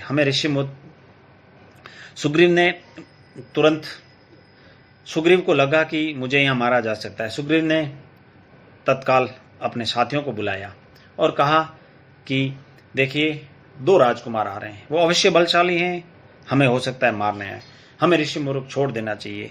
राम और लक्ष्मण को आते देख करके ऐसा विचार करने लगा, यह अब सुरक्षित स्थान नहीं है, हो सकता है इन दोनों को बाली ने भेजा हो। बाली यहाँ भी आ धमका। सुग्रीव ने अपने साथियों से कहा, मैंने 2 युवकों को इधर आते देखा है, उनके हाथ में धनुष हैं, बहुत बलशाली हैं। सुग्रीव घबरा गया, पर उसके प्रमुख साथी हनुमान इससे सहमत नहीं थे। हनुमान ने कहा, मैं जाकर पता लगाता हूँ वे कौन है। बाली की सेना में ऐसे सैनिक तो नहीं है, लेकिन फिर भी मैं जाता हूँ और पता लगाता हूँ, आप धैर्य रखिए। हनुमान जी राम और लक्ष्मण की तरफ बढ़ते हैं। जाते जाते उनसे मुलाकात करते हैं और शिष्टता के साथ में एक दूसरे को प्रणाम करते हैं और पूछते हैं, आप दोनों कौन हैं? वन में क्यों भटक रहे हैं? आपका भेष मुनियों जैसा लगता है, लेकिन चेहरे आपके दोनों राजा जैसे लगते हैं, राजकुमारों जैसे लगते हैं। भगवान श्री राम और लक्ष्मण ने कहा कि हम सुग्रीव से मिलने जा रहे हैं, हमें उनकी सहायता की आवश्यकता है, क्या आप उन्हें जानते हैं? राम ने विनम्रता से पूछा। प्रारंभिक बातचीत हनुमान भी थोड़े से भाप गए थे कि वे अपने मूल रूप में आए हैं। प्रणाम करते हुए बोले, मैं हनुमान हूँ, सुग्रीव का सेवक हूँ, उन्होंने आपका परिचय जानने के लिए मुझे यहाँ भेजा है। लक्ष्मण ने अपना परिचय दिया और वन में आने का सारा कारण बताया। हनुमान के चेहरे पर हल्की सी मुस्कुराहट आई। कोई इससे सहायता मांगने आया जिससे स्वयं सहायता चाहिए। अब देखिए, यहाँ पे ऐसा संयोग बनता है कि उधर सुग्रीव किसी न किसी परेशानी से अपने भाई से सताया हुआ वहाँ है, उसे भी किसी की मदद की जरूरत है, और इधर भगवान श्री राम और लक्ष्मण दोनों सीता की खोज में किसी की मदद में घूम रहे हैं। अब जिस दोनों को मदद की जरूरत है वो दोनों एक मंच पर मिलते हैं। हनुमान ने राम और लक्ष्मण को कंधे पर बिठाया और कुछ ही पल में वे ऋषिमुख के शिखर पर पहुंच गए। हनुमान ने दोनों को सुग्रीव से मिलाया। दोनों ने अग्नि को साक्षी मानकर मित्रता करी और दोनों ने वचन किया सुख दुख साझा करने का। राम ने सुग्रीव को सीता हरण के संबंध में बताया तो सुग्रीव अचानक उठ खड़े हुए। उन्हें कुछ याद आया। बोले, वानरों ने मुझे एक स्त्री के हरण की बात तो बताई थी, निश्चित रूप से वह सीता हो सकती है। राम और लक्ष्मण ध्यान से उसकी बात सुन रहे थे। सुग्रीव बोलते रहे, सीता स्वयं को रावण के चंगुल से छुड़ाने के लिए यत्न कर रही थी और जो गहने फेंक रही थी, गहनों की एक पोटली उसने फेंकी थी, वो आभूषण हमारे बंदरों ने यहाँ इकट्ठे कर रखे हैं। वो आभूषण ला करके सारे के सारे आभूषण भगवान श्री राम के सामने रखे। भगवान श्री राम और लक्ष्मण आभूषणों को पहचान गए और उन्हें देखकर बड़े खुश हुए। उन्हें आश्वस्त मिला कि जी हाँ, यहाँ हमारी मदद हो सकती है। यह आभूषण तो माता सीता का ही है। ऐसा उन्हें एक बहुत ही बढ़िया उपाय मिला और एक अच्छा संकेत मिला कि जी हाँ, यहाँ हमारी मदद हो सकती है। सुग्रीव ने उन्हें सांत्वना दी, सीता अवश्य मिल जाएगी, मैं हर तरीके से आपकी सहायता करूंगा, आप धैर्य रखिए। राम के बाद सुग्रीव ने अपनी व्यथा सुनाई। बाली से परेशान होने के लिए, बाली ने मुझे राज्य से कैसे निकाल दिया, मेरी स्त्री छीन ली, मेरा वध करने की चेष्टा की। संकट के समय हनुमान, नल और नील ने मेरा किस तरीके से साथ दिया, मुझे कभी नहीं छोड़ा। उसने राम से सहायता मांगी। राम बोले, चिंता मत करो मित्र, तुम अपना राज्य भी मिलेगा और तुम्हें अपनी स्त्री भी मिलेगी, तुम हमारी मदद करो, हम तुम्हारी मदद करेंगे। राम देखने में सुकुमार थे, उन्हें देखकर उनकी शक्ति का पता नहीं चलता था। सुग्रीव को राम के आश्वासन पर भरोसा नहीं था। बाली महाबलशाली थे और उन्हें हराना इतना आसान नहीं था। वह साल के 7 वृक्षों को एक साथ झकझोर सकता था। राम ने कोई उत्तर नहीं दिया, धनुष उठाए और तीर चला दिया। साल के 7 वृक्ष एक ही बांध से कटकर गिर पड़े। इस शक्ति से सुग्रीव ने हाथ जोड़ दिए और राम के पैरों में पड़ गया। सुग्रीव चिंतित हो गया, युद्ध में बाली को हराना असंभव था। राम बोले, चिंता मत करो, मैं पेड़ की ओट से युद्ध देखूंगा, तुम जाके युद्ध करना, जब तुम पर संकट आएगा तुम्हारी सहायता करूंगा। बाली की मृत्यु मेरे ही बाण से होगी और वह मारा जाएगा, यह निश्चित है। योजना बनाकर जब किष्किंधा पहुंच गए, सुग्रीव आगे था, राम और लक्ष्मण हनुमान छिप गए थे। पीछे पीछे राम अपनी शक्ति से छिपे हुए थे। सोचते हुए उसने बाली को ललकारा। बाली के क्रोध की सीमा न रही, वह गरजता हुआ निकला और आकर के उसने सुग्रीव पर भयंकर हमला बोल दिया। लेकिन सुग्रीव हार गया। सुग्रीव थोड़ा राम पर कुपित हुआ कि राम ने उसके साथ धोखा किया है, ऐसा उसे लगा। वो थोड़ा सा क्रोधित हुआ क्योंकि भगवान राम ने पहले युद्ध में कोई बाण नहीं चलाया।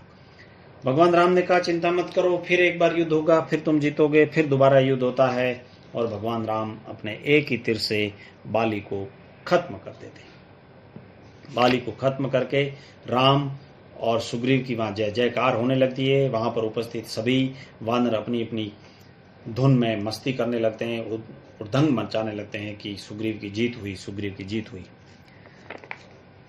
दक्षिण की ओर टोली सारे लोग मिलते हैं और सारे लोग मिलकर के सीता की खोज का प्लान बनाते हैं। एक विशाल गिद्ध पहाड़ी के पीछे से आता है, जिसका वह जटायु का भाई होता है, उसका नाम होता है संपाति। संपाति उनसे कहता है कि सीता लंका में है, मैंने देखा है, मैं जानता हूं, रावण उसे लेकर गया है। आप लोगों को ये समुद्र पार करना होगा, समुद्र के उस पार लंका है, सीता तक पहुंचने का बस यही रास्ता है, इसके अलावा कोई रास्ता नहीं है। सीता की सूचना मिलती है, सारे लोग प्रसन्न होते हैं। वानर दल निराश हो गया। समुद्र सामने था, विकराल था, कैसे पार किया जाए, कैसे प्लानिंग की जाए, कौन करेगा, कैसे करेगा। अंगद बड़े उदास हो गए। लक्ष्य सामने था पर विकट था, उन्हें कुछ भी सूझ नहीं रहा था। बूढ़ा संपाति उनकी सहायता कर सकता था, पर इस आयु में इतनी लंबी उड़ान भरना उसके लिए संभव बिल्कुल भी नहीं था। वानर दल थोड़ा सा परेशान हुआ। तभी जामवंत की दृष्टि हनुमान पर पड़ी और वे सबसे दूर बैठे थे, चुपचाप।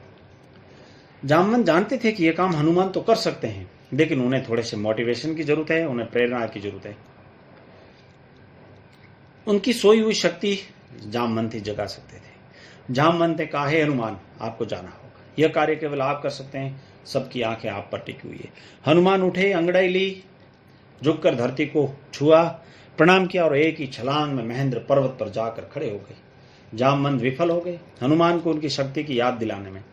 पर्वत शिखर पर खड़े हनुमान ने विराट समुद्र की ओर देखा। उनकी आंखों में चुनौती का भाव नहीं था, समर्पण का भाव था, राम के प्रति सेवा का भाव था। समुद्र पर यह दृश्य समुद्र देखकर समुद्र खुद डर गया। हनुमान ने पूर्व दिशा की ओर मुंह करके अपने पिता को प्रणाम किया, हाथ में हवा उठाए, पर्वत पर झुककर उसे हाथ पैर से कसकर दबाए और छलांग लगा दी। अगले ही पल वह आकाश में थे, समुद्र के ऊपर। तेजी से आगे बढ़ते हुए छलांग के समय बड़े शिलाखंड आसमान में उड़ गए। कुछ दूर हनुमान के साथ गए, जैसे परिजन किसी को विदा करने जाते हैं। हनुमान की गति अधिक थी, पत्थर पीछे छूटे और समुद्र में जा गिरे। महेंद्र पर्वत बहुत ही सुंदर था, बहुत सुंदर था, पथरीला था। हनुमान इससे भी बेखबर थे, वायु की गति से वो आगे बढ़ रहे थे। मार्ग में उन्होंने दिशा बदली लंका जाने के लिए। उनका शरीर हिला तो बादलों की सी गड़गड़ाहट हो गई। जहां से भी वो निकलते एक अजीब सी ध्वनि बन रही थी। बड़े जोश के साथ में हनुमान जी आगे बढ़ रहे थे। हनुमान जी रुके नहीं, आगे चलते गए। हनुमान के रास्ते में कई बाधाएं आई। राक्षसी सुरसा मिली, उसका विराट शरीर था, वह हनुमान जी को खा जाना चाहती थी। पवन पुत्र ने उसे चकमा दिया, उनके मुंह में घुस गए और आगे निकल गए। आगे एक और राक्षसी टकराई, उसका नाम था सिंहिका, छाया राक्षसी। उसने जल में हनुमान की परछाई पकड़ ली, अचानक आसमान में ठहर गए। क्रुद्ध हनुमान ने सिंहिका को भी मार डाला। अब गंतव्य दूर नहीं था। जैसे तैसे करते करते हनुमान जी लंका में प्रवेश करते हैं, सीता माता के पास पहुंचते हैं। हनुमान को उचित नहीं लगा कि डायरेक्टली वो सीता के पास पहुंच जाए। उन्होंने प्रतीक्षा करी और लंका में पहुंचने के बाद में वो पेड़ों पर डालियों में कूदते फूदते रहे। नगर के मध्य में पहुंच गए। वहीं राजमहल था। राजमहल बड़ा, लंका बड़ी विशाल थी, बड़ी विराट थी। तो उन्होंने एक एक करके सारे राक्षस छान मारे, सारी चीजें छान मारी, लेकिन उन्हें सीता कहीं दिखाई नहीं दी। जैसे तैसे धीरे धीरे करते करते करते ध्यान से देखते गए। उनको अचानक एक वाटिका दिखाई दी, अशोक वाटिका। वहां पर बहुत सी राक्षसियां बैठी हुई है, बीचों बीच में एक स्त्री बैठी हुई है। राक्षसियां उन्हें परेशान किए जा रही हैं, बातें किए जा रही हैं। भगवान राम ने वो दृश्य देखा, वो ऊपर जाकर के पेड़ पर बैठ गए। रावण ने सीता को बहलाया, फुसलाया, लालच दिया। सीता नहीं डिगी, वह डर से कांप रही थी। उन्होंने रावण की एक भी नहीं सुनी थी, तिरस्कार किया था। हनुमान जी ने यह सारा दृश्य देखा। रावण की सारी स्थितियों से सीता माता बहुत क्रोधित थी। सीता बड़ी क्रोधित थी। हनुमान जी ऊपर बैठे हुए उस पेड़ के ऊपर, अशोक वाटिका के एक पेड़ पर बैठे सारा दृश्य देख रहे थे। मौका देखकर सारी दासियां सो गई तो भगवान श्री हनुमान जी ने सीता माता के लिए एक नीचे अंगूठी फेंकी। सीता माता ने तुरंत अंगूठी उठाई और बड़ी खुश हुई। देख लिया कि ये अंगूठी तो मेरे पतिदेव भगवान श्री राम की है। ऊपर देखा तो कोई दिखाई नहीं दिया। एक आवाज आई, कौन हो? सीता माता ने आवाज की, कौन हो तुम? मैं भगवान श्री राम का भक्त हूँ, दास हूँ। मैं किष्किंधा के वानर राज सुग्रीव का अनुचर हूँ। मुझे भगवान श्री राम ने भेजा है, यह अंगूठी देकर आपका कुशल क्षेम पूछने के लिए भेजा है। आपकी खोज में मुझे भेजा है और मुझे जाकर के भगवान श्री राम को आपके बारे में सारी ये कहानी बतानी है, सारी हालात बतानी है। हनुमान जी ने सीता जी से बात करी, सीता जी से विदा ली। वह पूरी सूचना तत्काल राम तक पहुंचाना चाहते थे। चलते सीता ने अपना एक आभूषण उन्हें दिया। उनकी आंखें नम थी। हनुमान जी ने कहा, निराश मत होइए माता सीता, श्री राम 2 माह में अवश्य पहुंचेंगे। हनुमान जी राम के पास लौटते हैं और सारी कहानी वहां बताते थे। राक्षस भागे भागे राजमहल गए, रावण को इसकी सूचना दी। एक वानर ने उत्पात मचाया है, पूरा तिलमिल कर दिया है, कोई ना कोई आया हुआ है। भगवान श्री राम वहां पे कहते हैं, रावण राक्षस को कहते हैं कि ऐसा कौन आया है, उसको पकड़ के मेरे पास लाया जाए। पकड़ करके भगवान श्री हनुमान जी को रावण के सामने प्रस्तुत किया जाता है। उन्हें भी मनाने की कोशिश करी जाती है, लेकिन हनुमान जी मानते नहीं। हनुमान जी के पूंछ में उनके राक्षसों द्वारा आग लगा दी जाती है, कपड़ा बांध दिया जाता है, तेल लगाकर आग लगा दी जाती है। भगवान श्री हनुमान जी कूदते कूदते सारे बिल्डिंगों में, महल में, सारे महलों में कूदते कूदते उस महल से उस महल पर, उस महल से उस महल पर। हनुमान जी रावण का कपड़ा, रावण का तेल और रावण की सारी लंका को जला डालते। सारी घटनाएं जाकर के भगवान श्री राम को बताते हैं। स्थान का पता चल जाता है, माता सीता की कुशल क्षेम का पता चल जाता है। तैयारियां की जाती है, लंका कूच की तैयारियां की जाती है। रात भर तैयारियां की गई और सारे वानर तैयार हो गए। युद्ध के बारे में कहा, युद्ध की तैयारियां की हुई। युद्ध बड़ा भयानक होगा। इसमें केवल वही सैनिक जाएंगे जो शारीरिक और मानसिक रूप से फिट होंगे। सेना किष्किंधा से दहाड़ती गरजती किलकारियां भरती रवाना होती है। राम, लक्ष्मण और सुग्रीव के जयकार के नारे आकाश में गूंजने लगते हैं। सारे वानर तैयार होकर के लंका की ओर तैयारियां करने आगे बढ़ते हैं। वो जाकर के भगवान श्री राम जब लंका के निकट पहुंचते हैं तो विभीषण रावण को समझाता है कि हे रावण, तुम भगवान श्री राम से युद्ध करना छोड़ दीजिए। भगवान श्री राम बलशाली हैं, वो भगवान हैं, तुम्हारी मौत अवश्य होगी। लेकिन इस बात के लिए सलाह देने के लिए विभीषण को लंका से निकाल दिया जाता है। विभीषण जाकर के राम से मिलता है और राम को सारी कहानी बताता है। राम का दूत बन जाता है और सुलह कर भगवान श्री राम से आग्रह करता है कि रावण बहुत घमंडी है, वो मारा जाना चाहिए। भगवान श्री राम विभीषण को कहते हैं कि तुम चिंता न करो, अवश्य ही तुम्हारी मदद की जाएगी, रावण मारा जाएगा, तुम्हें लंका का राजा बनाया जाएगा। युद्ध होता है, बहुत लंबे समय तक युद्ध चलता है। सारे राक्षस, सारे भगवान श्री राम की पूरी सेना सुग्रीव के साथ में, वानरों के साथ में, मेघनाथ के साथ में, नल और नील के साथ में लंका में पहुंच जाती है। लंका में पहुंचने के बाद में एक लंबा युद्ध होता है। एक लंबे अरसे तक युद्ध चलता है। युद्ध चलते चलते चलते चलते अंत में जाकर के रावण मारा जाता है और रावण को मार करके माता सीता को वहाँ से छुड़ा लिया जाता है। माता सीता को छुड़ा करके फ्री करवा दिया जाता है और लंका का राजा विभीषण को बनाया जाता है। विभीषण लंका के राजा बनते हैं। भगवान श्री राम के हाथों विभीषण का राज्याभिषेक हो जाता है और उस समय विभीषण चाहते हैं कि भगवान श्री राम कुछ दिन तक लंका में रहें। यह नई लंका उनके लिए नई है। उनकी इच्छा है कि भगवान राम थोड़े दिन रुकें, उन्हें कुछ बताएं, विश्राम करें। काफी थकान है, थकान भी उतर जाएगी। इसमें विभीषण अपना स्वार्थ भी चाहता है कि भगवान राम का उसे सानिध्य मिल जाएगा, रीति नीति सब कुछ सीखने का उसे अवसर भी मिल जाएगा। राम ने लंका नगरी में कदम नहीं रखा था। सीता से मिलने हनुमान जी गए थे, 2 बार अंगद गए, लक्ष्मण भी गए। विभीषण के राज तिलक के समय राम उसकी नगरी से दूर ही रहे। भगवान राम को बड़ी जल्दी थी कि वो फटाफट सीता को लेकर के अयोध्या नगरी में पहुंचे और अयोध्या नगरी में जाकर के अयोध्या नगरी वासियों की सेवा करें। सेवा करके वहां भी राम राज्य की स्थापना करें और वहां सब लोगों की सेवा करें।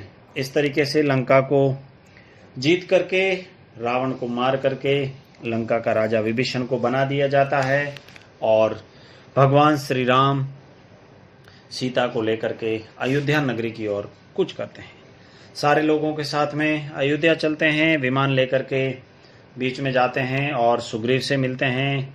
सुग्रीव से भेंट करते हैं। सुग्रीव की पत्नी से मिलते हैं और वो धीरे धीरे आगे बढ़ते अयोध्या में पहुंचते हैं। अयोध्या में पहुंचने पर उन्हें राजा दशरथ की मृत्यु हो जाती है।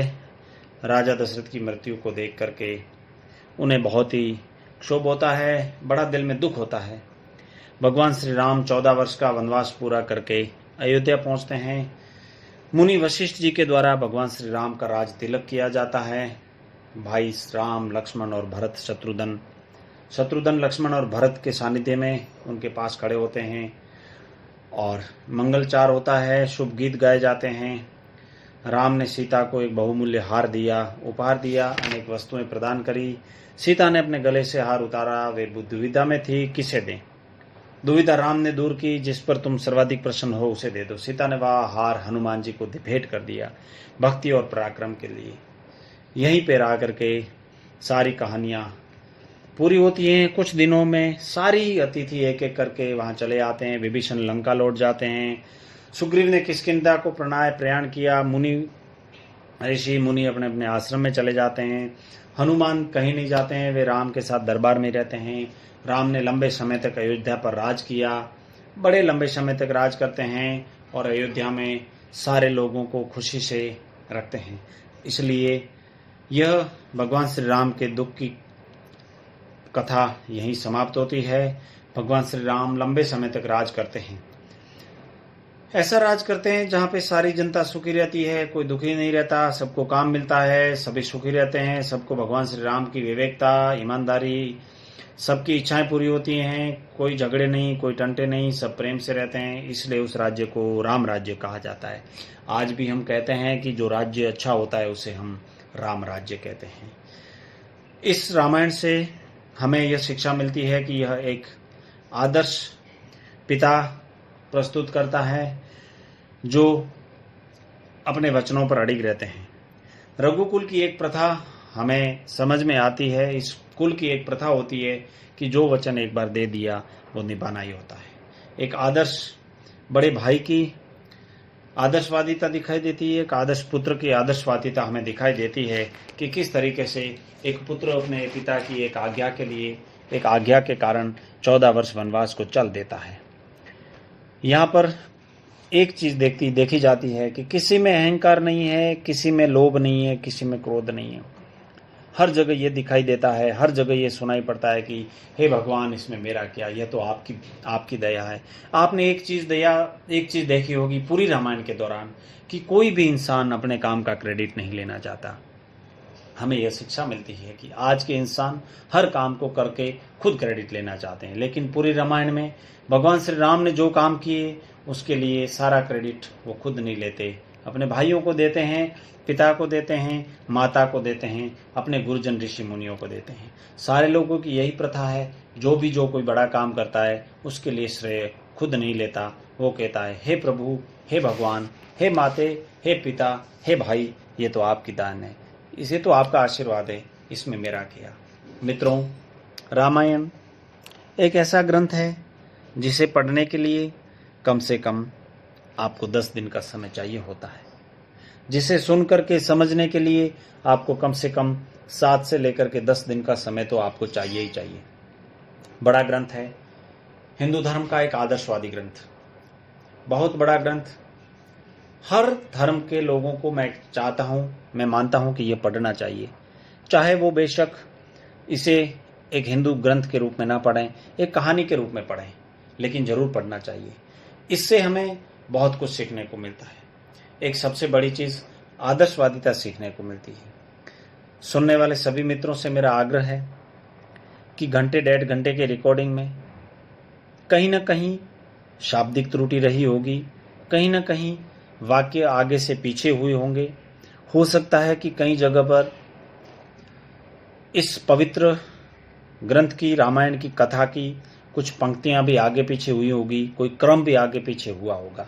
मैंने एक छोटी सी कोशिश करी है कि कम से कम आज के समय में, इस भाग दौड़ भरी जिंदगी में, आप सभी को, हमको अपने खाली समय के दौरान, ट्रैवलिंग के समय के दौरान, सोते समय घंटे सवा घंटे का समय निकाल करके हम कम से कम छोटे से समय में रामायण के बारे में काफ़ी कुछ जान पाएं, इसके लिए मैंने ये कोशिश करी है। कहीं पर भी कोई भी त्रुटि रही हो तो कृपया पढ़ करके, सुन करके उसे सुधार करने का प्रयास करें, और मुझे पूर्ण विश्वास है कि आप सभी इसे सुनकर जरूर आप सराहना करेंगे, जरूर आप अपने कमेंट के माध्यम से मुझे ये बताने की कोशिश करेंगे कि आपको कैसा लगा। यदि कहीं कोई त्रुटि रह गई है तो उसे बाईपास करते हुए, उसे भुलाते हुए, आपकी अपने ज्ञान के हिसाब से उसमें सुधार करते हुए जरूर सुनें, लोगों तक शेयर करें, जरूर सुनाएं। जरूर कोई कमी रही होगी उसके लिए मुझे आपका छोटा भाई समझकर कृपया माफ़ करें। फिर से मैं आप सभी को बहुत बहुत धन्यवाद देना चाहता हूँ। खूब खूब धन्यवाद, आप सभी का आभार। कमेंट के माध्यम से मुझे ज़रूर बताइए आपको कैसी लगी। धन्यवाद।